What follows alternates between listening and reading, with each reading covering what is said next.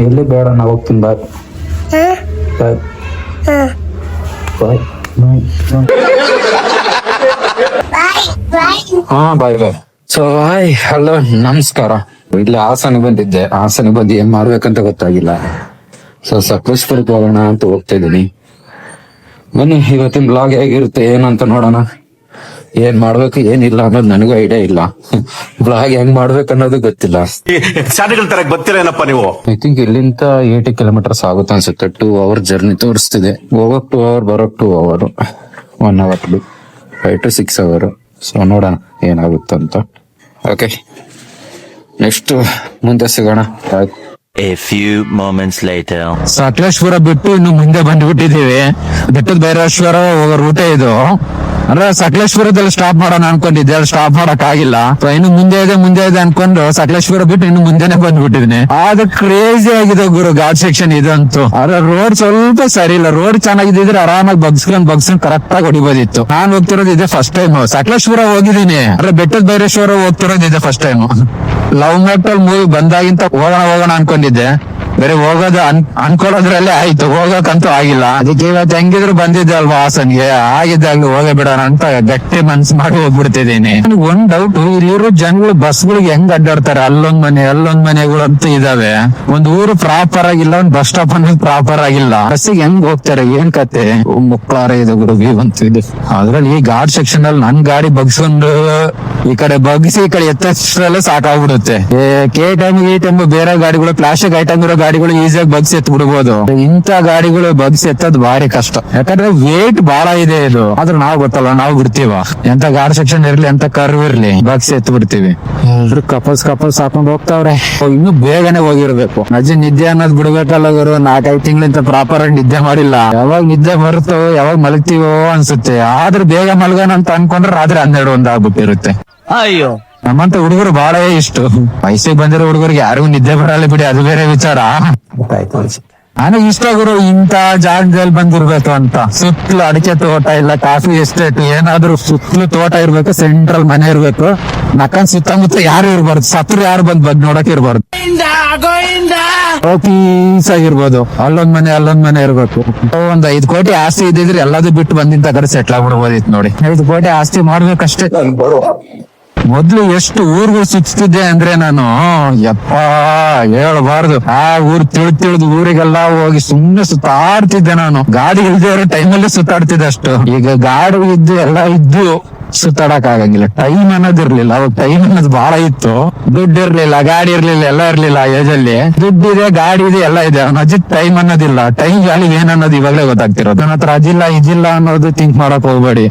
ನಿಮ್ಮ ಹತ್ರ ಇರೋದ್ರಲ್ಲೇ ಸುತ್ತಾಡ್ಬಿಡಿ. ಟೈಮ್ ಅನ್ನೋದು ಒಂದ್ಸತಿ ಹೋದ್ರೆ ಮತ್ತೆ ಸಿಗೋದಿಲ್ಲ. ಇರೋದೊಂದ್ ಜೀವನ ಗುರು. ಜಾಸ್ತಿ ಯೋಚನೆ ಮಾಡಿ ಲೆಕ್ಕಾಚಾರ ಹಾಕಿ ನಾವು ಜೀವನ ಮಾಡಿದ್ರೆ ಅದು ಉಲ್ಟಾ ಪಲ್ಟಾನೇ ಆಗೋದು. ನಾವ್ ಅನ್ಕೊಂಡಾಗ ನಮ್ ಜೀವನ ಸಿಕ್ಬಿಟ್ಟಿದ್ರೆ ಭೂಮಿ ಮೇಲೆ ಮನುಷ್ಯನಿಗೆ ಕಷ್ಟ ಅನ್ನೋದೇ ಇರ್ತಿರ್ಲಿಲ್ಲ. ಮೇಲೊಬ್ಬ ದೇವರ ಅನ್ನೋದು ಇದನ್ನಲ್ವಾ, ಇಂಥವ್ರ ಜೀವನ ಹಿಂಗೆ ಅಂತ ಸೃಷ್ಟಿ ಮಾಡಿ ಇಟ್ಬಿಟ್ಟಿರ್ತಾರೆ. ಹಣೆ ಮೇಲೆ ಅಚ್ಚೆ ಹಾಕಿ ಕಳಿಸ್ಬಿಟ್ಟಿರ್ತಾನೆ, ಬೋಳಿ ಮಗನೇ ನಿಮ್ ಜೀವನ ಹಿಂಗೆ ಇರೋದು, ನೀನ್ ಹಿಂಗೆ ಬದುಕ್ಬೇಕು ಅಂತ. ನಾವ್ ಅದನ್ನ ಬಿಟ್ಟು ಏನೇನೋ ಲೆಕ್ಕಾಚಾರ ಹಾಕಿ ದುಡ್ಡು ಮಾಡೋದ್ರಿಂದ ಹೋಗ್ತೀವಿ, ಹುಡುಗಿಯರಿಂದ ಹೋಗ್ತೀವಿ, ಕೆಲಸ ಮಾಡೋದ್ರಿಂದ ಹೋಗ್ತೀವಿ, ಏನೇನೋ ಅಲ್ಪ ಕೆಲ್ಸಗಳು ಮಾಡಕ್ ಹೋಗ್ತೀವಿ. ಅದ್ ಯಾವ್ದು ಆಗೋದಿಲ್ಲ. ಅದ್ ಆಗ್ತಾ ಇದ್ದಾಗ ಅಯ್ಯೋ ನನ್ ಜೀವನ ಹಿಂಗಾಯ್ತು, ನನಗೆ ಇಷ್ಟೊಂದು ಕಷ್ಟ ಕೊಡ್ತಾನೆ ದೇವ್ರು, ನಾನೇ ಏನ್ ಪಾಪ ಮಾಡಿದ್ದೆ ಅಂತ ಈ ತರ ಎಲ್ಲ ಥಿಂಕಿಂಗ್ ಬರುತ್ತೆ. ದೇವ್ರು ಕರೆಕ್ಟ್ ಆಗಿ ಇದ್ದಾನೆ, ಇಲ್ಲ ಸರಿ ಇಲ್ದವ್ರ ಅಂದ್ರೆ ನಾವುಗಳೇ. ಏನಂದ್ರೆ ದೇವ್ರು ಗೊತ್ತಿದೆ ನಿನ್ ಜೀವನ ಹಿಂಗೆ ಇರ್ಬೇಕಂತ ಆಗ್ಲೇ ಡಿಸೈಡ್ ಮಾಡಿ ಕಳಿಸಿರ್ತಾನೆ.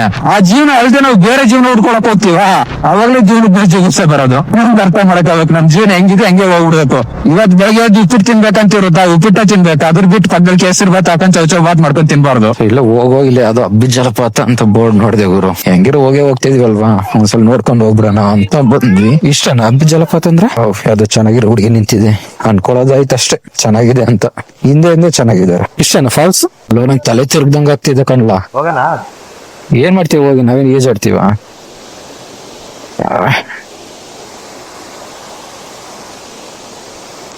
ಏನೇನಿದೆ ಗುರು, ನೋಡಿದ್ರೆ ಭಯ ಆಗ್ತಿದೆ.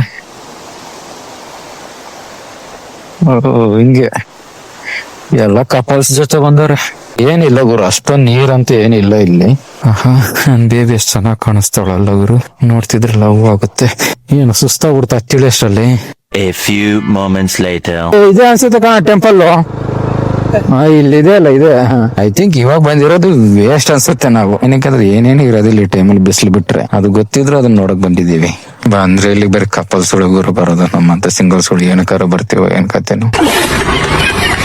ಇದು ಮಳೆಗಾಲದಲ್ಲಿ ವೀಕೆಂಡ್ ಅಲ್ಲಿ ಚೆನ್ನಾಗಿರುತ್ತೆ, ಈಗ ಅಷ್ಟು ಕಷ್ಟ ಇರುತ್ತೆ. ಇದು ಪ್ರೀ ವೆಡ್ಡಿಂಗ್ ಶೂಟ್ಗಳು ತುಂಬ ಬಿಟ್ಟಿದಾವೆ ಇಲ್ಲಿ. ಒಳ್ಳೆ ವ್ಯೂಗಳು ಇಷ್ಟ, ಇನ್ನೇನಿಲ್ಲ ಇಲ್ಲಿ.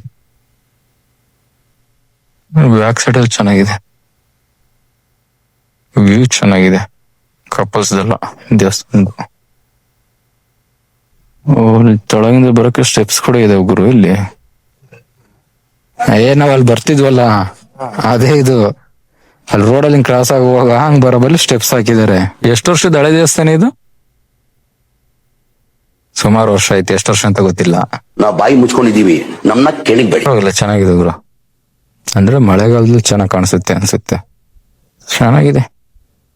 ಇನ್ನೇನಿಲ್ಲ, ನಾವು 4 ಫೋಟೋಸ್ ತಗೊಂಡು ಇಲ್ಲಿಂದ ಹೊರಡದೆ. ಓಕೆ ಬ್ರೋ, ಸಿಗೋಣ. ಹುಷಾರಾಗಿ ಹೋಗಿ, ಸೇಫ್ ಜರ್ನಿ. ನನ್ ಪಕ್ಕನೆ ಕುಂತ್ಕೊಂಡು ನನ್ನ ವಿಡಿಯೋಸ್ ನೋಡ್ತಿದ್ರು ಅವರು. ಸೊ ಬೆಟ್ಟದ ಭೈರೇಶ್ವರ ಯಾರು ಬರ್ತಿರೋ ಈ ಬೇಸಿಗೆಗಾಲದಲ್ಲಿ, ಚಳಿಗಾಲದಲ್ಲಿ ಬರಕಂತೂ ಹೋಗ್ಬೇಡಿ. ಮಳೆಗಾಲದಲ್ಲಿ ಬನ್ನಿ, ಚೆನ್ನಾಗಿರುತ್ತೆ. ಈಗ ಬಂದ್ರೆ ವೇಸ್ಟ್ ಅದು.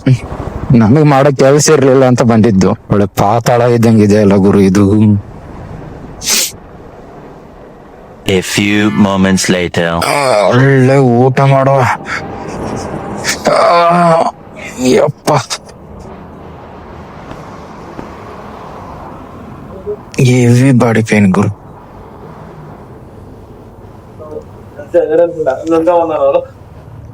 ಬನ್ನಿ, ನಿಮ್ದೆ ಊಟ ಮಾಡ್ಕೊಂಡು ಹೋಗೋಣ. ಹೋಟ್ಲಲ್ಲಿ ಜನನೇ ಇಲ್ಲ. ನಮ್ಮ ತಾಯಿಗೂ ಬೆಂಗಳೂರಿಂದ ಬಂದಾಗ್ಲೂ ಅಷ್ಟೊಂದು ಪೇನ್ ಅನ್ಸ್ಲಿಲ್ಲ ನನಗೆ. ಇಲ್ಲಿ ಬಂದ್ ಜಸ್ಟ್ 40 ಕಿಲೋಮೀಟರ್ ಅಷ್ಟೇ ಹೋಗಿರೋದು. 40 ಕಿಲೋಮೀಟರ್ ಯಾವ ಲೆವೆಲ್ ಬಾಡಿ ಪೇನ್ ಆಗ್ತಿದೆ ಅಂದ್ರೆ ಕುತ್ತಿಗೆ ಗಿತ್ತಿ ಎಲ್ಲ ನೋವು ಬಂದ್ಬಿಡ್ತಿದೆ ನನಗಂತೂ. ಅದ್ರಲ್ಲಿ ಕೂದ್ಲು ಒಂದು ಯಪ್ಪ ಸಾಕಾಯ್ತು ಗುರು. ಫಸ್ಟ್ ಊಟ ಮಾಡ್ಬೇಕು. ಏನಿದೆ? A few moments later. So finally ಬೆಟ್ಟ ಭೈರೇಶ್ವರ ನೋಡ್ಕೊಂಡು ಹಾಸನ ಬೀಚ್ ಆದೆ. ಅವನ ಅಜ್ಜಿ ಅಲ್ಲೊಂದ್ 30 ಕಿಲೋಮೀಟರ್ 20 ಕಿಲೋಮೀಟರ್ ಆಫ್ ರೋಡ್ ಇತ್ತು ಗುರು. ಅದ್ರಲ್ಲಿ ಬರೋಷ್ಟ್ರಲ್ಲಿ ಸಾಕಾಗ್ಬಿಡ್ತು. ಹೈವೇಲ್ ಹೊಡೆದಿದ್ದೆ ಮೈಕ ನೋವು ಬಂದಿಲ್ಲ, ಅಲ್ಲಿ ಹೊಡೆದಿದ್ದೆ ಮೈಕ ನೋವು ಬಂದಿದ್ದು. ಓಕೆ, ಇವತ್ತೇನಾದ್ರು ವಿಡಿಯೋ ನಿಮ್ಗೆ ಇಷ್ಟ ಆಗಿದ್ರೆ ಹಂಗೆ ಸಬ್ಸ್ಕ್ರೈಬ್ ಆಗೋದ್ ಮರಿಬೇಡಿ. ಸೊ ನಾ ಯೂಟ್ಯೂಬ್ ವಿಡಿಯೋಸ್ ಮಾಡ್ಬೇಕನ್ನೋದು ನನ್ ತಲೆಯಲ್ಲಿ ಸಹ ಇರ್ಲಿಲ್ಲ ಇದುವರೆಗೂ. ಸೊ ಈಗೀಗ ಮಾಡ್ತಾ ಇದೀನಿ, ಹೋಗ್ತಾ ಹೋಗ್ತೀನಿ ಇಂಪ್ರೂವ್ಮೆಂಟ್ ಮಾಡ್ತೀನಿ. ಒಳ್ಳೊಳ್ಳೆ ಕಂಟೆಂಟ್ ಇಟ್ಕೊಂಡು ಯೂಟ್ಯೂಬ್ ಅಲ್ಲಿ ಸಹ ವಿಡಿಯೋಸ್ ಮಾಡ್ತೀನಿ. ಸೊ ನಿಮ್ ಸಪೋರ್ಟ್ ಬೇಕಷ್ಟೇ. ಇನ್ನು ಯಾರು ಸಬ್ಸ್ಕ್ರೈಬ್ ಆಗಿಲ್ವೋ ಅಲ್ಲೇ ಕೆಳಗ್ ಮೆಲ್ಲಕ್ಕೊಂದು ವೈಟ್ ಕಲರ್ದು ಸಬ್ಸ್ಕ್ರೈಬ್ ಅನ್ನೋ ಒಂದು ಬಟನ್ ಇರುತ್ತೆ, ಅದು ನಂಗೆ ಪಟ್ಟ ಅಂತ ಒತ್ಕೊಂಡ್ಬಿಡಿ, ಒಳ್ಳೆ ಸಪೋರ್ಟ್ ಸಿಗುತ್ತೆ. ಸೊ ಆದಷ್ಟು ವಿಡಿಯೋನ ನಿಮ್ ಫ್ರೆಂಡ್ಸ್ ಶೇರ್ ಮಾಡಿ. ಯಾರಾದ್ರೂ ಬೆಟ್ಟದ ಭೈರೇಶ್ವರ ಟೆಂಪಲ್ ಹೋಗ್ಬೇಕಂತ ಅನ್ಕೊಂಡಿರೋರಿಗೆ ಸೊ ಸಪೋರ್ಟ್ ಮಾಡಿ. ಓಕೆ ಬಾಯ್, ಸಿಗುವ ನೆಕ್ಸ್ಟ್ ವಿಡಿಯೋದಲ್ಲಿ.